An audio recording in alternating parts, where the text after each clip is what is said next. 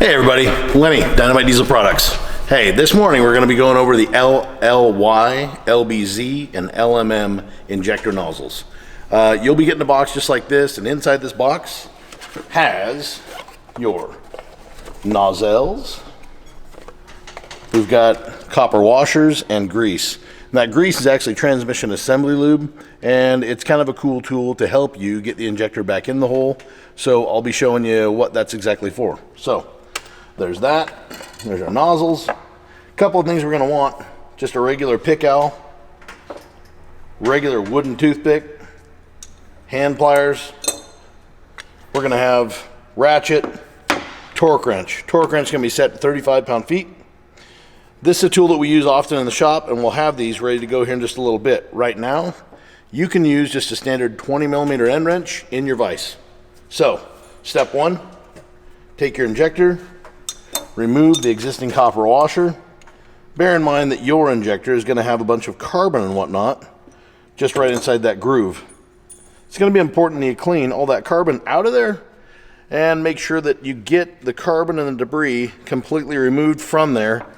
I'm using just a standard bucket of brake clean here and a paper towel to try and clean all that stuff out. Now, I've got fancier tools here at the shop that can make this a little bit easier on my life, like an old Summit machine.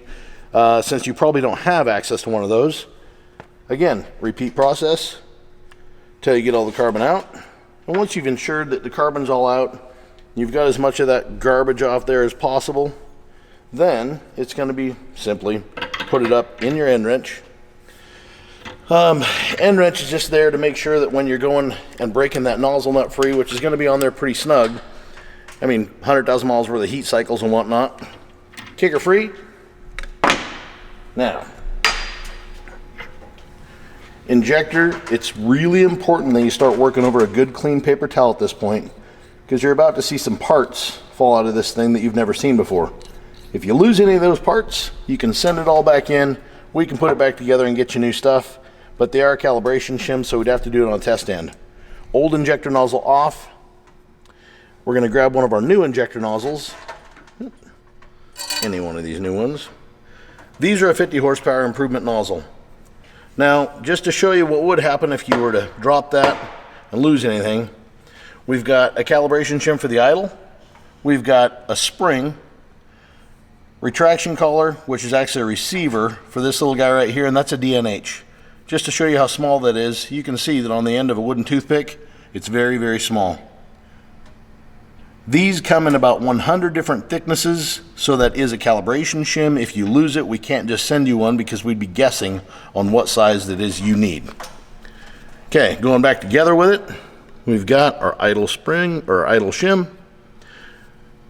Spring. I hope you can see this well enough, but there's several different machines. Now, on this DNH receiver, the very thinnest part is going to be the part that goes up to you when you install it.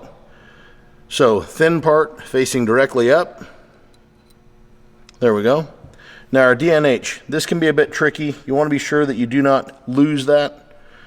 You want to be sure that it lays perfectly flat inside the injector. I'm using my wooden toothpick just to make sure that I've got it perfectly flat.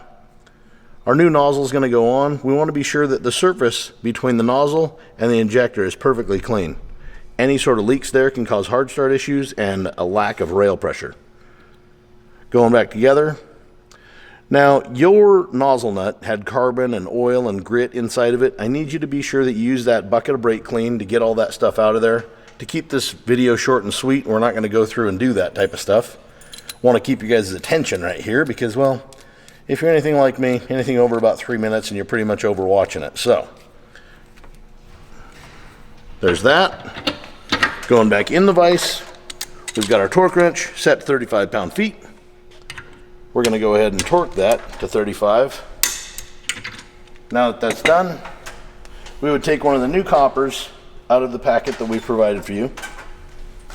We would take some transmission assembly glue and onto the injector.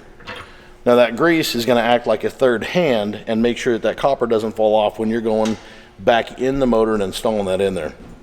So there you have it. It's pretty simple. And pretty much anybody can do this in their backyard. If you have any problems, be sure you give us a call, 208-209-3214, or dynamitediesel.com. You can find us on Pinterest, Facebook, Instagram, any type of social media that's imaginable. You can look for us there. Shoot us an email, sales@dynamitediesel.com. All right, thanks for watching. Hope you have a great day.